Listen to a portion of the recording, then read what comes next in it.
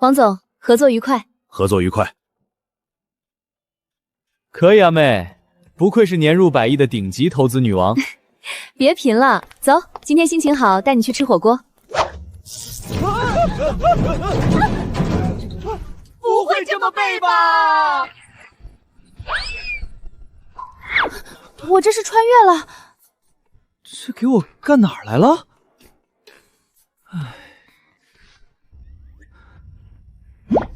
宫斗系统3.0至尊后宫攻略版，宿主已绑定。当前攻略终极目标：大雍皇帝萧绎，冷酷暴君属性。当前好感度-300，主线生死任务1，在3日之内施展无双魅力，成功爬上暴君的龙床，并让其流连忘返。任务失败，剥夺宿主男儿身，打入冷宫。你妹呀！妹呀！妹呀！老子要被淹了！你看看这个，宿主攻略终极目标：大雍皇帝萧绎，当前好感度-300。主线生死任务1，在3日之内施展无双魅力，成功爬上暴君的龙床，并让其流连忘返。哥，你他妈是男的？我他妈知道我是男的，可系统它好像没识别对性别啊！你翻翻你的手，万一你也有呢？恭喜宿主成功绑定败家系统，终极任务：败光贪官爹所有贪墨的钱财，奖励兄妹2人共同完成任务，便可以回到原世界。败家？给你的是败家，给我的是宫斗爬龙床。妹呀，咱俩的系统是不是绑反了？我可是现代顶级的投资天才，碰什么什么涨。现在系统竟然让我去败家，如果我拒绝呢？失败惩罚斩首，且您将无法回到原来的世界，在该世界不入轮回，永垂不朽。行吧，认了。先搞清楚一个事儿，我这便宜爹到底贪了多少？8亿两白银。多少？我爹是河神转世吗？新手友情提示：3天后，皇家监察突击暗访，顾德白贪墨江州10万两水线欢镇资银一事将彻底暴露。届时，顾家将会被抄家灭门，祖坟被刨，请2位宿主尽快提升皇帝好感度，花掉赃银。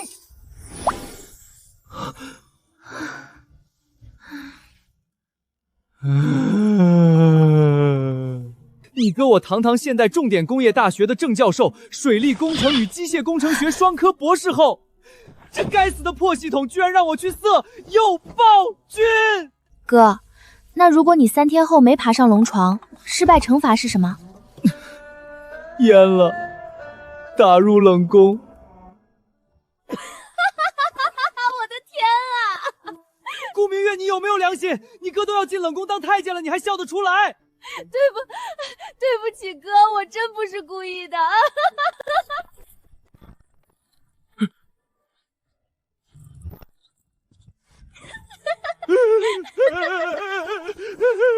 哎呦，我的乖宝们，别怕，都别怕。是爹不好，昨晚不小心说漏了嘴，让你们听到监察院要来查账的消息，受惊吓了吧？放心，把心放在肚子里。爹在官场摸爬滚打这么多年，那是吃素的吗？这次江州水患那10万两赈灾银，爹早就连夜让人转移了。账本做的天衣无缝，钱也藏得密不透风。过几天监察院那班孙子来检查，咱家定然是2袖清风，1清2白。爹就是把钱带进棺材里，也绝不让他们查出一丝半点儿，绝不会让人砍了你俩这如花似玉的小脑袋瓜的。爹呀，你把钱藏的连狗都找不见，我他妈怎么花呀？天要亡我！爹，我心里没底，您还是把藏钱的地方告诉我吧。江州水患的赈灾银子一共10万两，城东义庄地窖里3万两，城北破庙佛像肚子里2万两，西郊猎场枯情下头5万两。爹让人全都用油布裹了3层，撒上防虫的草药。别说人了，狗来都闻不出来，爹都闻不出来。等风头过了，你们想要什么，爹都给你们买。爹，嗯，您说那10万两全是赈灾银子？可不是嘛，不是赈灾银子，哪来这么大手笔？爹，赈灾银子的藏匿地址，详细给我列一份清单。你说什么？精确到每个点有多少两，怎么取，最好附上路线图。不烫啊！月儿啊，你知道那10万两是什么概念吗？那是爹冒着掉脑袋的风险，顶着监察院100多双眼睛，在灾荒时期最乱的时候，硬生生从赈灾款里扣下来的。若是暴露了，爹，他没疯，你就赶紧告诉他吧。你不告诉他，我们很快就要永垂无朽了。你闭嘴，你更吓人。总之，那是爹的心血，不能花，坚决不能花。爹贪这些钱，还不是为了你俩？等风头过了，给月儿你攒嫁妆，给李儿打点前程，1分1毫都是爹的血汗钱。爹爹，我就是害怕嘛，监察院就要来了，我一想到万一被查出来，咱们全家就要……自从娘亲走了，您含辛茹苦，一个人养大我跟哥哥，如今家里有难，女儿也想为爹爹分忧。哎呦，月儿，我的心渐渐，你别哭，爹最见不得你掉眼泪，你掉一滴泪，爹就少活1年啊！好，写，爹写还不行吗？你要清单是吧？爹给你写，只要你别哭啊，我的小祖宗。但你可记得，一定不能暴露，否则咱全家……爹爹放心。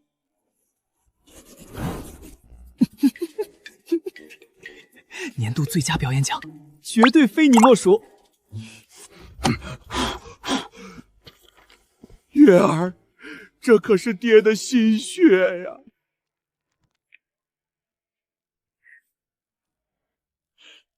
多谢爹。等等，闺女刚才是不是演的？哥，你抄一份备份。你们兄妹俩……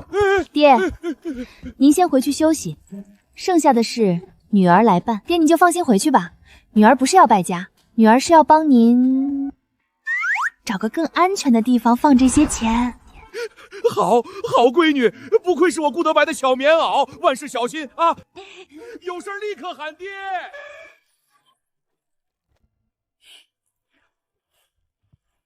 哥，过来开会。收到。10万两白银分散藏在城东义庄、城北破庙、西郊猎场3个地点，我必须在3天内把这10万两全部花光。而且按照系统说的，我们必须产生实际交易行为，直接扔河里可不算，也不能把钱花在咱自家身上。没错，如果我们突然买了800亩地加30匹良驹，监察院直接顺着线索摸上来，那不叫花钱，叫自首。所以你需要的是一个巨大且合理的，能快速吞噬大量资金的出口，同时还不能引起任何人怀疑。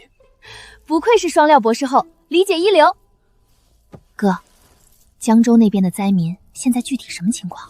江州水患从半月前开始，决堤3处，淹了6个县，朝廷紧急拨了赈灾银30万两，也就是现在塞在佛像肚子里和枯井底下那些，名义上是调往江州安置灾民的，但实际上嘛，1两银子都没到灾民手里。什么意思？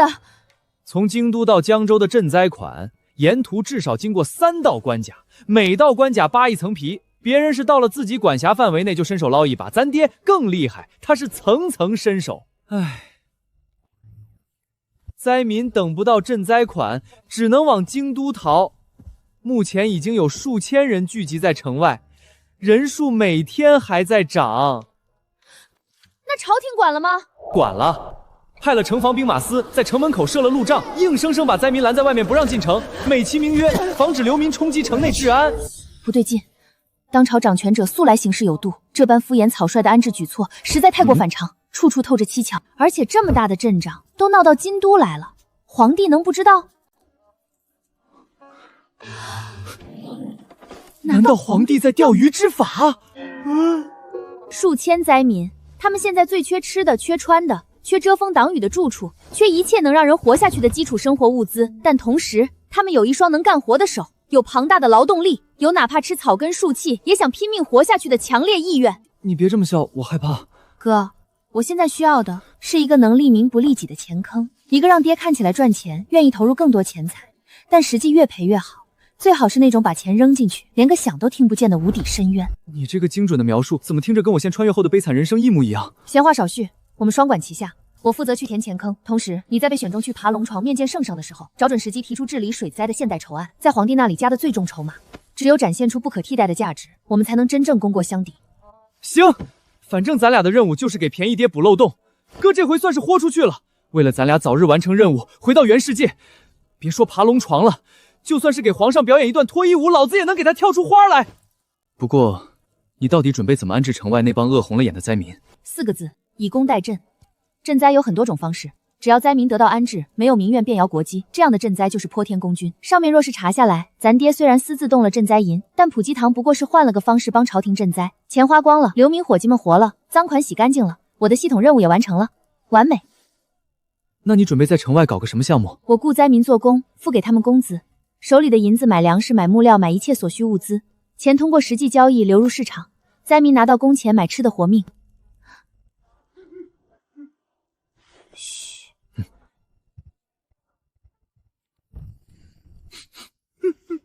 我的好闺女啊，我的贴心小棉袄啊！爹不过随口提了一嘴，监察院要来查账，你为了替爹分忧，竟然连夜商量着找个更安全的钱坑帮爹藏银子，真是得了我顾白的真传，顾家发家致富后继有人了！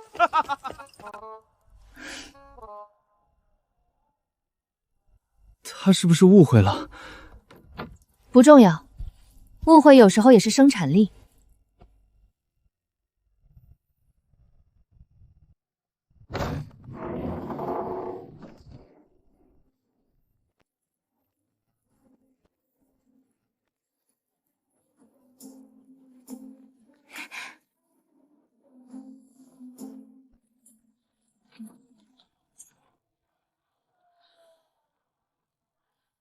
小姐，我们要去哪儿？去衙户，去要那片没人要的荒山。好的，小姐。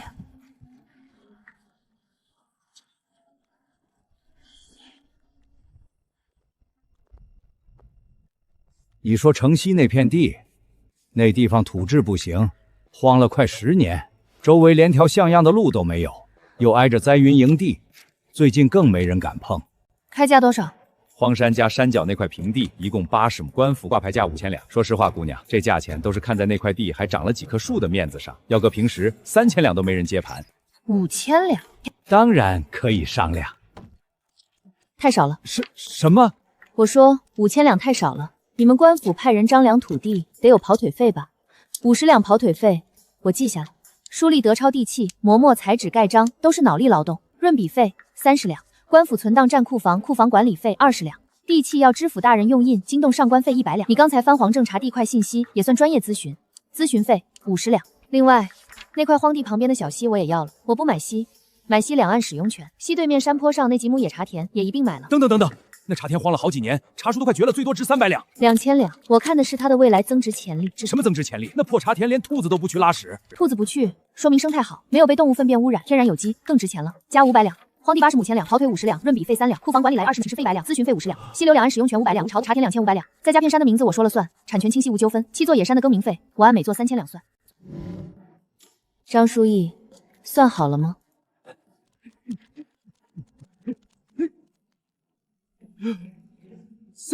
？3万两，姑娘稍坐，您喝茶，好茶，今年的雨前龙井。此事下官实在做不了主，得请示上峰。行，快去快回。故相手段，皇兄真有意思。我头一回听说买家主动给卖家发补贴的。他故意把赃银通过高价买地分散到官府账帽上，表面是买地交易，实际是在洗银子。5000两的地买成3万两，等风头过去，转手一卖还能赚钱。监察院就算查到这笔交易，纸面上也挑不出毛病。买家自愿加价，官府被动收钱，贪墨的赈灾银就这么悄无声息地消失了。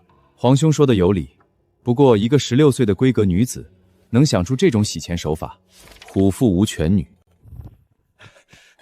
姑娘，上头批了3万两，1分不少，您拿好。痛快，地契我带走了。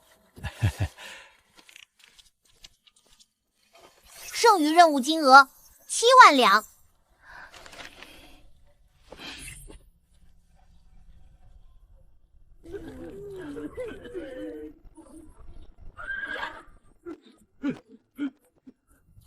诸位父老乡亲，我知道大家伙逃荒过来流离失所，连京城的大门都进不去。今天我普济堂来这里，就是给大家指条活路。我在城西建大作坊，请大家做工。做什么工？你能给几个工钱？壮劳力，月钱5两银。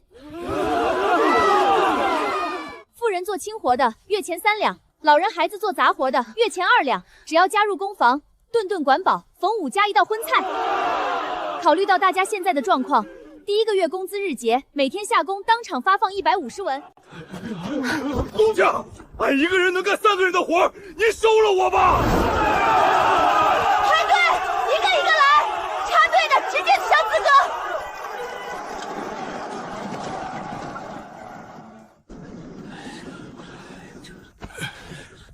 工匠，俺听说你这儿招人，日结150文，俺能应聘不？你这力气，城里那些车行码头怎么没留你？俺叫赵大柱，就是胃口有点大，一顿得吃8碗大米饭。东家嫌亏本，把俺撵出来了。招了，记上名字，伙食费按他的标准加倍准备。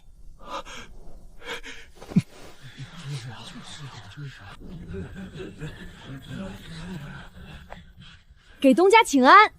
小的燕小六是西城的地头蛇，方圆百里的野狗都认识我。你以前做什么行当的？小的帮人传话望风，偶尔摆个野摊儿，卖点假古董。假古董？招了。脑子灵活，口才好，以后你就是普济堂的采购员，专门负责去市场上用最贵的价格帮我买材料。东家，您是小的这辈子遇到的第一个欣赏俺才华的人，小的以后赴汤蹈火在所不辞。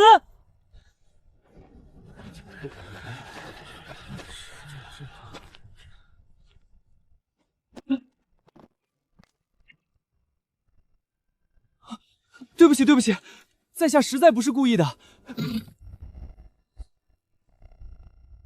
哎呦！你是灾星下凡吧？在下实不济，是个秀才，在下真的只是运气不太好。早年去布庄当学徒，布庄3个月亏得底朝天。后来去粮铺帮工，米仓塌了，大米闷得发霉。再后来去酒楼当跑堂，酒楼直接闭了门。在下这一生，凭一己之力，连续干倒了50家店铺。招，必须招！你不是没星，你是我普一堂天降的奇才，不世出的幸运星。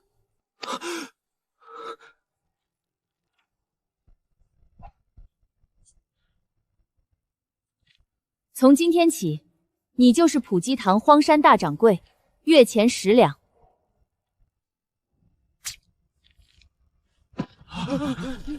东家，我实不济这条命，以后就是您的了，您简直就是我的伯乐啊！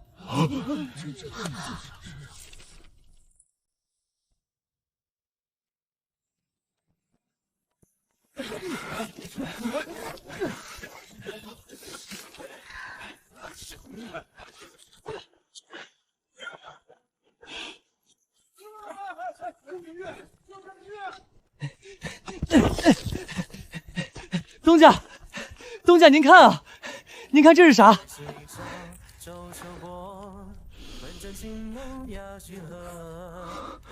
漫山遍野的破苦油树，它根本不是废物，它是失传已久的顶级贡品药材——化橘红。1两值银10两，这山上长了足足43000株，年产值最少近1万两白银啊！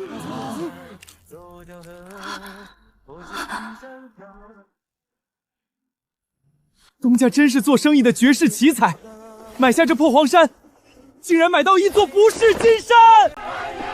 恭喜宿主，预估年产值近100万两。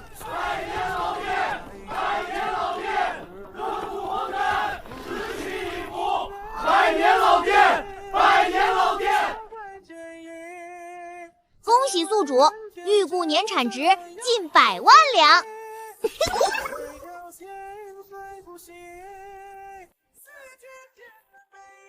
不好了，不好了！东家，不好了！监察院带刀的黑衣官爷已经把咱工地山口全封死了。什么？快带我去看看！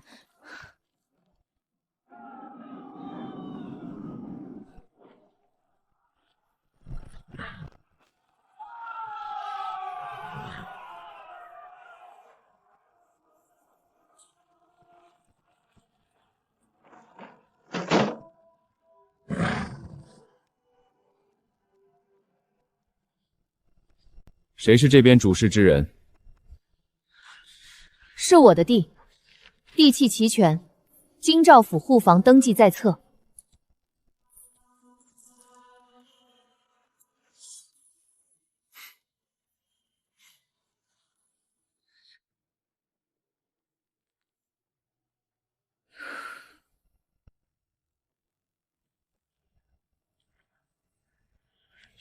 姑娘好大的手笔，3万两买一座荒山，1500号人包吃包住，月钱5两。姑娘家底殷实得很啊！这地、这山、这上千号人，全靠顾姑娘一个人的银子。本王倒是真有些好奇，顾姑娘一个人的闺阁私房，竟能殷实到如此地步。殿下。普天之下，莫非王土。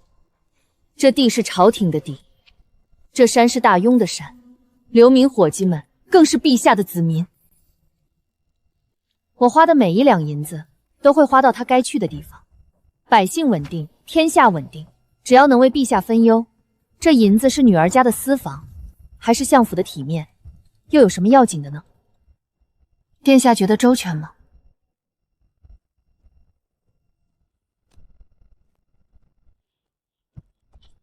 说得好，那本王下个月再来，到时候有没有回到该去的地方，本王可是要验账的。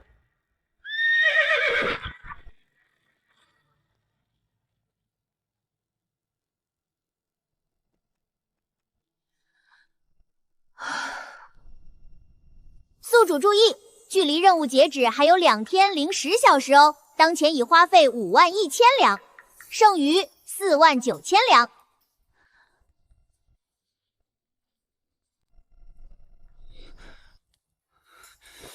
当前宿主好感度负580，主线生死任务一倒计时还有34分钟。宫月，老子要是被阉了，变成大庸第1太监，做鬼不会放过你。这怎么了？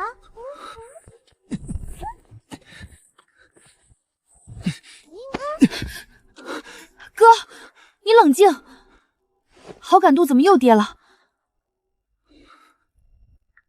老爹在外面打个喷嚏，仇恨值全算在老子一个人头上。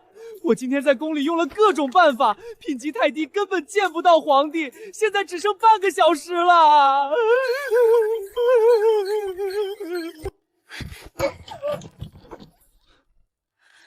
哥，今夜正巧轮到你翰林院值夜，冲进御寝殿，横竖都是一死，不如拼了！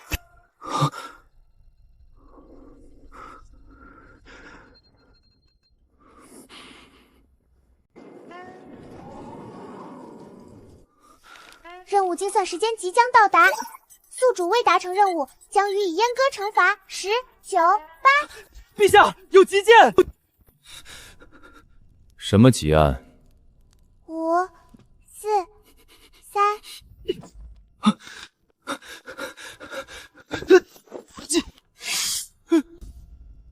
倒计时暂停，宿主恭喜你保住了，耶你个大头鬼，这可是龙床啊！陛下饶命！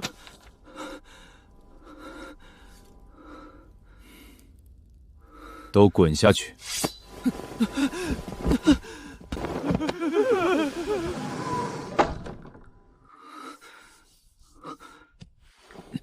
爬朕的床干什么？朕没有龙阳之好，你最好能给朕编出一个合理的理由，否则拖出去杖毙。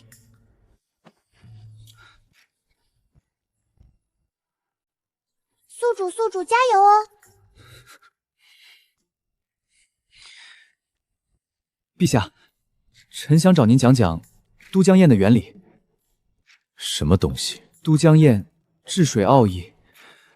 臣昨夜梦见一位仙人，说只要臣坐上您的龙榻，便能将治理天下水患的最高奥义传授给陛下。哼！天下水利均有治理之法。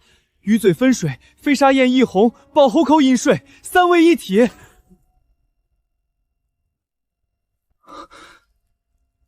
江州水患根源根本不在天灾，而是河道淤积，堤坝年久失修，上游泄孔口设计严重不合理。臣在翰林院查阅过江州近30年的水文记录，决堤的3处地方无一例外，全都集中在同一段河道弯道处。弯道外侧水冲刷力最大，每年汛期，泥沙在弯道内侧不断堆积，河床被一点点抬高，水位一涨，沿岸堤坝怎么可能扛得住？这根本不是朝廷年年拨银子修补能解决的事，必须从源头上改。你一个翰林边边，查江州水文记录做什么？嗨，职业病犯了，找出来瞎看的。最主要还是臣对工程技术感兴趣，臣读书时研究过不少古籍中的水利工程案例。江州那段弯道，如果按都江堰的原理来改造，在上流设分水鱼嘴，主流一分为2，内江引水灌溉，外江排洪泄沙，再在弯道处修一座飞沙堰，利用弯道环流的力量。弯道环流会产生螺旋形水流运动，表层水流向弯道外侧，底层水流向内侧，泥沙沙随底层水流被带到内侧的飞沙堰，再从堰顶溢出排走。整个过程不需要一个人下水，不需要1两银子的维护费，水自己就把活儿干了。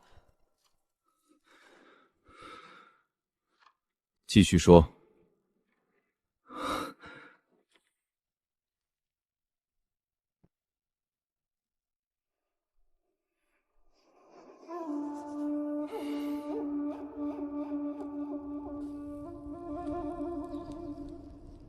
内江引水，内江淤引水，外江排洪。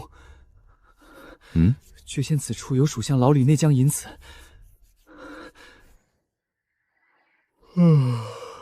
今天就到这儿。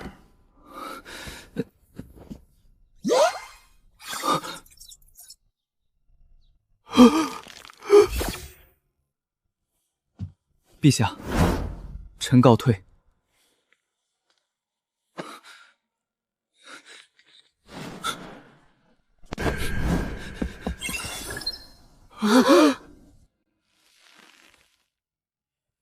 明晚让那个姓顾的翰林继续来值夜。是。陛下，那厮轻薄于您，杀吗？飞沙堰，弯道环流，这个顾名里有些东西，暂时不能杀。今夜准备了什么秘籍？灵渠，还是郑国渠后续？宿主，这次宫斗任务是才艺展示，失败的惩罚阉割哦，是不是听着就透心凉了呢？倒计时5分钟开始了哦，宿主加油！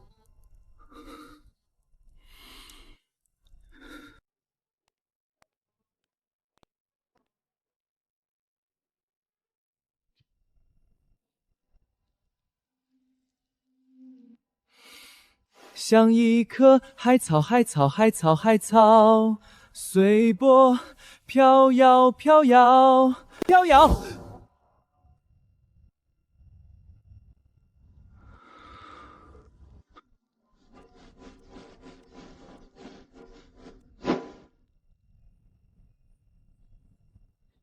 擦玻璃，擦玻璃，擦玻璃。叮！恭喜宿主完成本次宫斗任务，为皇帝跳一支惊艳的舞。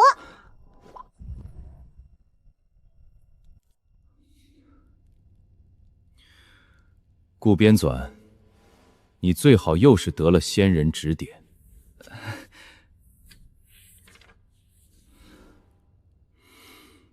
停！回陛下，确实是仙人指点。仙人让你在朕的御书房里摇来摆去。回陛下，仙人说让臣先给陛下展示水中海草的形态，又是何意？以此引出治水之道。治水需顺势而为，不可强力对抗。那海草之意，朕明白了。你先前那双手反复涂抹的擦玻璃，又是何意？回陛下，那是仙人传授的清逆之法。手掌为飞沙焰，虚空为河床，双手反复推抹，便是模拟弯道环流的力量，将泥沙自动清除，非人力可比。哼！臣自请带领工部前往江州，实地治理水患。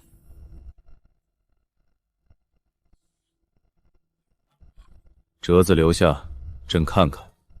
退下吧。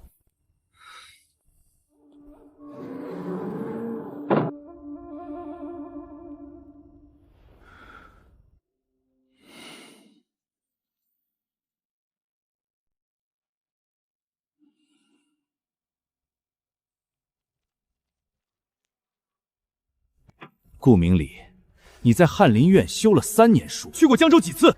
去过1次，前日去的。荒谬，简直荒谬至极！什么弯道环流、自动清淤，你知不知道江州那段河道，工部修了30年都没修好，你凭什么觉得自己行？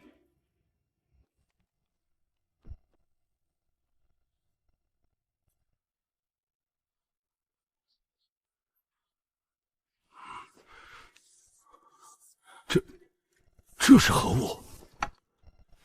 算学公式，用来计算不同汛期河道的水流量。周大人，工部30年没修好的堤，不是因为江州匠人不行。你狂妄！是你们的技术不行，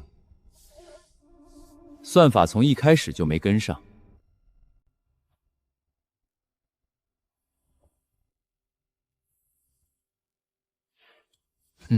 回陛下，此方案部分算学理论，臣等前所未闻，但条理清晰，数据详尽，确实值得一试。顾明礼，臣在。你折子上立了军令状，半年内根治江州水患，若不成，提头来见。此话当真？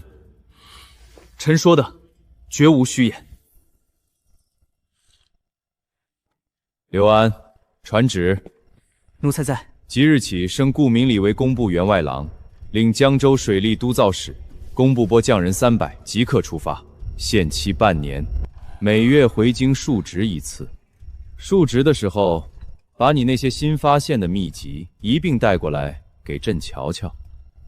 臣领旨谢恩。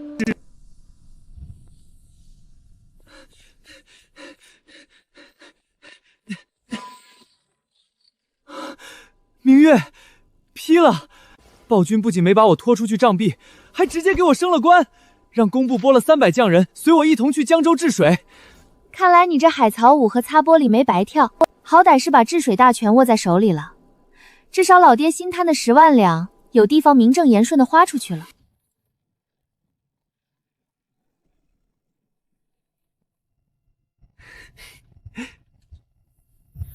系统。领取花光手笔10万两赃款的系统奖励，恭喜宿主获得未来头条。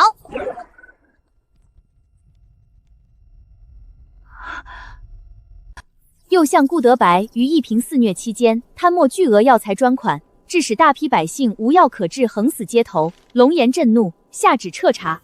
顾氏一族剥夺官爵，于秋后满门抄斩。我靠！小姐，大少爷，出什么事了？有刺客。没事，刚才看见了个大耗子，被吓着了。继续赶路吧。哦。妹啊，这未来头条说的是真的！京都大邑暂跌探店门药材专款秋后门抄斩。我们这治水大权刚拿到手，脖子上的铡刀怎么又厚了3寸？好什么好？起来！距离疫病爆发还有时间。头条上说了，这病初期剧烈咳喘，飞沫传播。太医院院束手无策，是因为没有针对性的药。但我们有。满山坡的苦柚就是天赐的化橘红，你昨晚换出来的橘红镇咳散跑治全工艺，就是现成的特效药配方。我是水利机械双料博士后，连夜给你画个3栋脚踏纺车和高效织布机图纸，保准把大雍巢的棉纱产量拉高3倍。不过，这得要大笔银子。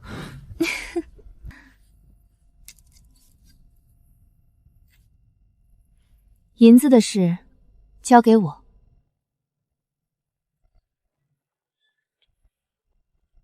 嘿嘿嘿，月儿、丽儿，你们可算回来了。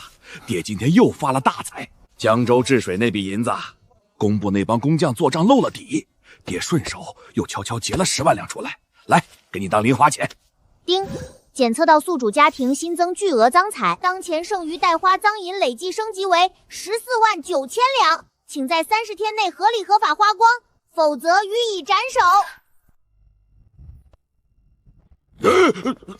爹，带您去视察我们普济堂的金山项目。挺好，这荒山绿化挺好，就是花3万两买，是不是略微奢侈了点儿？大老爷，大老爷，你可算来了！这根本不是破柚子，这是失传已久的顶级贡药——化橘红，1两，值银10两。咱们这山上有43000株苦柚树，年产柑橘红6万斤以上，折合白银最少96万两。多少？96万两。不仅如此，爹，女儿已经跟营造行签了契书，全部厂房都用最顶级的金丝楠木当梁柱，还要定制50口青铜蒸锅。这叫品牌溢价。等药做出来，咱们卖什么价，那帮药商就得给什么价。不过，女儿手里的银子见底了。拿去折腾，爹支持你。不过你这么大摊子，没专业账房可不行。爹把府里最得力的4个私账房给你调过来。多谢爹。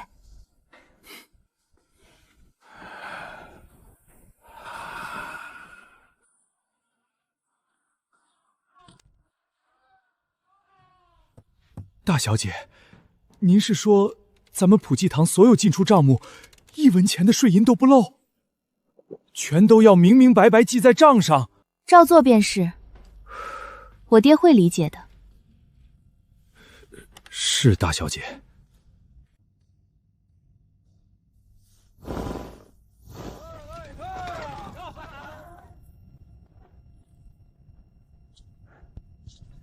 哥，图纸画的怎么样了？咱们该准备动身去江州了。3D 脚踏纺车，大功告成。这玩意儿，传动比和曲柄连杆结构是我重新计算过的，比大雍现有的单地纺车效率起码翻3倍。只要找个手艺过得去的木匠，3、5天就能把样机试出来。到时候织出的密腹布做成防护口罩，防范疫病，绝对是降维打击。东家，出事了！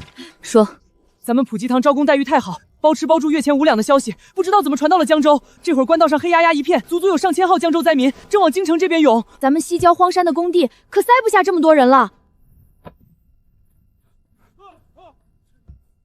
不能让他们进京，必须在江州截留。哥，你刚接了江州治水的差事，工部那300匠人也要出发，我们直接以工代征，回江州设厂，把这批难民引回去。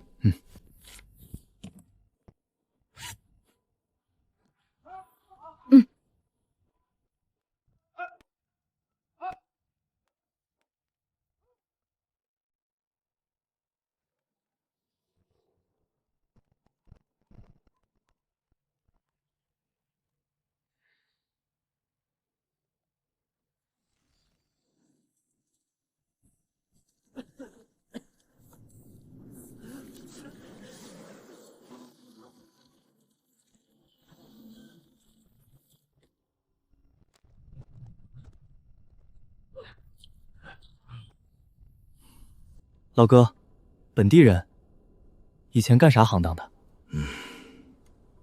给人上门做烤鸭的。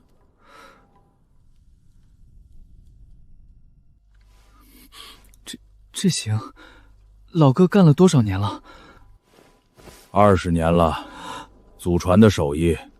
我爹以前也是干这个的。那老哥平时接客多吗？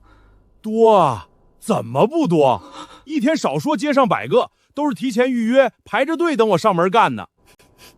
哎，不过现在大水一闹，都没人点我了，闲得我骨头疼。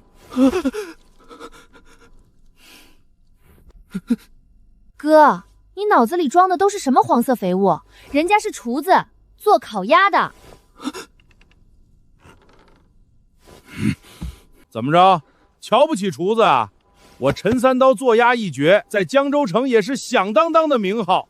就是以前自己养鸭总是赔钱，入不敷出，这才不得不把店关了。老哥，这店我盘了，从今天起，你就是普益堂江州分站家吃业部的大掌柜。东家，您盘着破店干啥？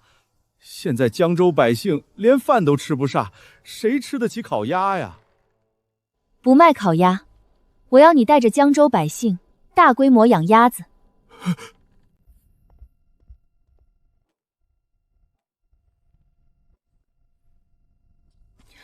鸭苗由普济堂统一采购，免费发放，只要签了契约，愿意养鸭的流民，每户当场发放1两银子的无息贷款，让大家买粮修房。等鸭子养成，普济堂按市场最高价回收，回收的银子再慢慢抵扣那1两银子贷款。给我签！下一个，下一个！排队，不要挤！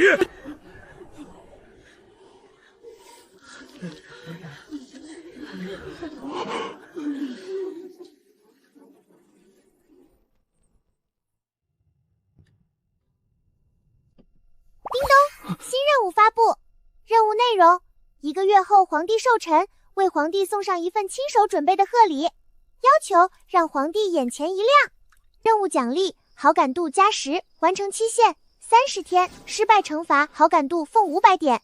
友情提示：宿主当前好感度为俸570，累计跌至500、1000，将直接触发御前障壁结局。妹啊，你快帮我想想办法！这受理任务简直是要我的命，失败扣500点好感值，我负570的底子，扣完直接负1070。狗皇帝寿宴当天，我就得被当场抬出去喂狗了。哥，你急什么？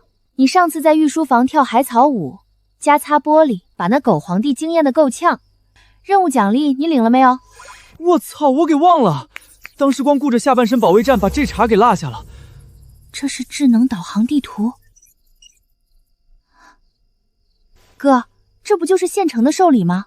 用你的现代工程画法，把江州水文地质的3维透视局部图画下来，做成一幅大庸水利江山图，送给皇上。对啊，这玩意儿逼格极高，工部那帮连算术都整不明白的老头子，这辈子都没见过这种立体图，绝对能让暴君眼前一亮。最关键的是，完全不影响你败家。用系统的卦来白嫖皇帝，不愧是你啊，妹啊！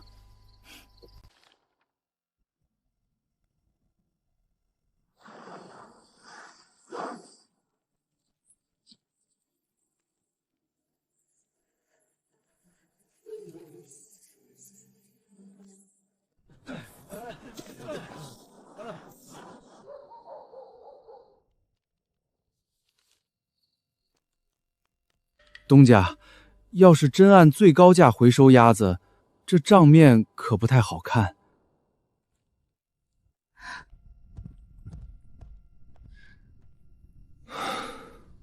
哥，你这是勘测地形被泥石流冲了？妹，咱们还是去买2副上好的棺材吧。怎么回事？江州知府何元良，还有京城那帮黑心官老爷，他们的吃相简直刷新了我的3观。朝廷名义上拨了20万两治水专宽，户部以调拨损耗为由扣了3万两，工部以器械浊旧为名结了4万两。到了江州，知府何元郎最狠，大笔一挥，以地方行政协调费的名义，直接扣了5万两。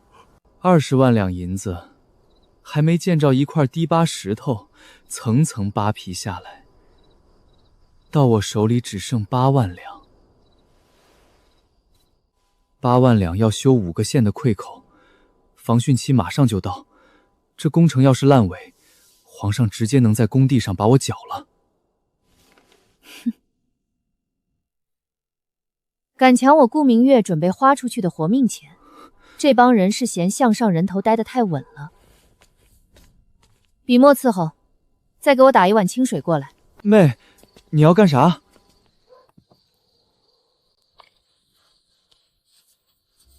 写家书。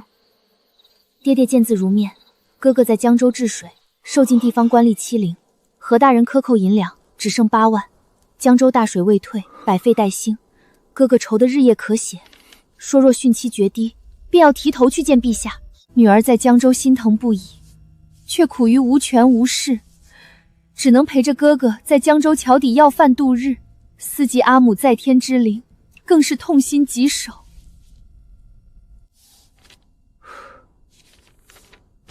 公伙，带上府里的快马，800里加急送回京都给我爹，就说我是一边哭一边写的，眼泪把信纸都湿透了。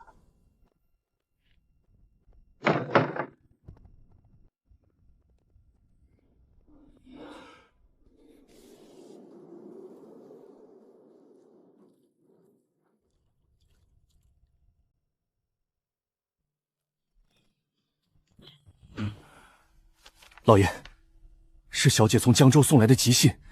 公伙说，小姐哭着写的。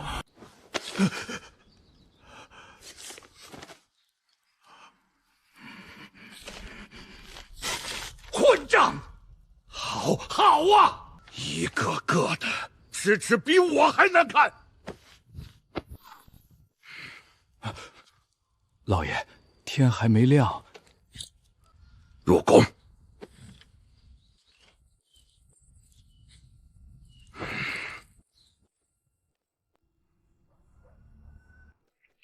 开门，快开门！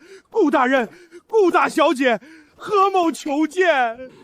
何大人，深更半夜有何贵干？顾大小姐，顾大人，下官该死，是下官衙里的主报办事糊涂，前日拨付的治水银两账目出了些许小小的纰漏，下官连夜重新查验，这不立刻把银子送过来了。12万两银子，一文都不少，全在这里了。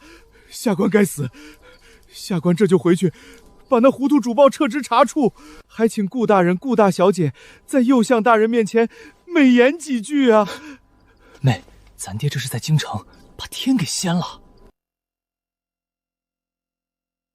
何大人说哪里话？既然是账目疏漏，查清了便好。天色已晚，大人请回吧。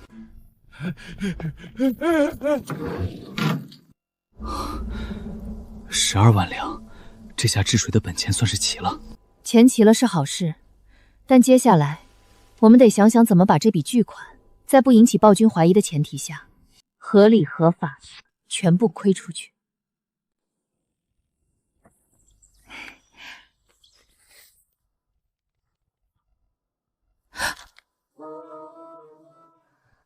首批化菊红药散、镇咳散已按照秘方炮制完毕，因东家执意采用金丝楠木厂房与青铜蒸锅，京都各大药商闻风而动，皆传此药为大内秘制，仙人赐方，尚未开售，预定之伤感，已排至城外。首批订单预估纯利润20万两白银。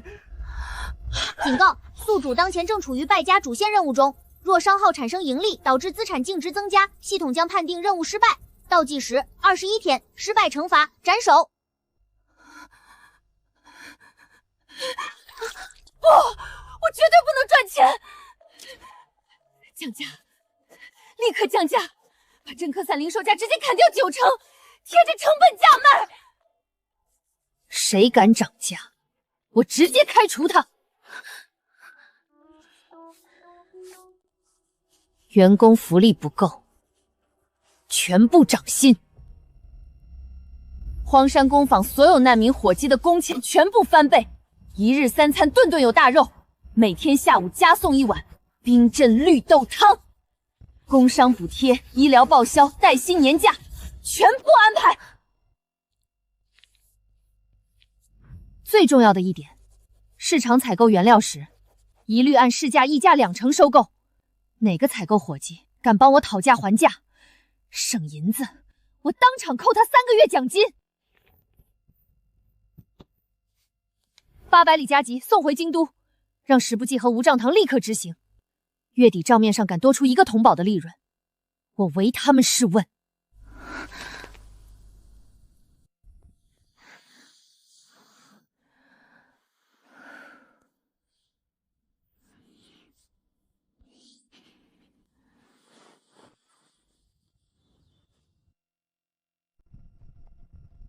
看我的动作，双臂抬平，往左，往右，对，这就是弯道环流的轨迹。大坝审慎层的抛石角度，必须跟着这个节奏来。来，大家跟我一起动，海草，海草，随波飘摇，海草，海草，随波飘摇。大小姐，今日采买食料，小的给您省了3两银子。谁让你省那3两银子？立刻给我花出去！海草，海草！无账堂，你不要给老娘省钱！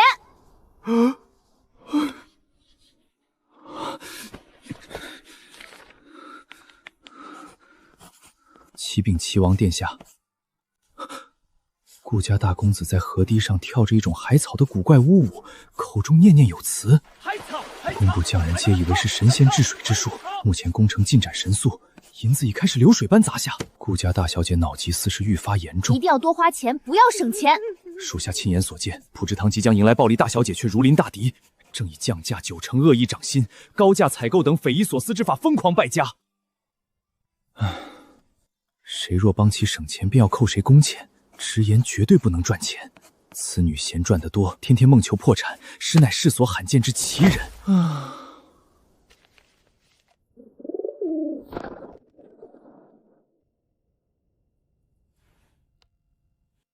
监察院已查实顾德白贪墨的证据，数额之大，足以满门抄斩。您布局多年，为何迟迟不动手？老四，你觉得杀了顾德白，朝堂会怎样？不过是换另一个人坐在那个位置上，3年之内变成下一个顾德白。杀一个贪官，治标不治本。但他那一双儿女，倒是有些意思。哦，顾家丫头拿着他爹贪墨的赃银，在江州给灾民发银子分秧苗，把朝廷没做成的赈灾办得漂漂亮亮。那顾明礼成天缩在翰林院，却对分水余泽、弯道环流这等治水之法如数家珍。听闻顾明礼为了自请治水，第一次当值便爬上了皇兄的龙床，在床头讲了1夜的都江堰。信不信不重要，他有治水之才，他妹妹有经商之脑，留着他们替朕办事，比砍了顾德白更有用。陛下，齐王殿下，江州密信。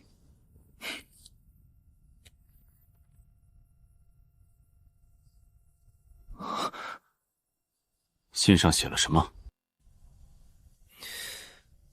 顾明礼在江堤上跳着古怪的海草之舞，教工匠治水。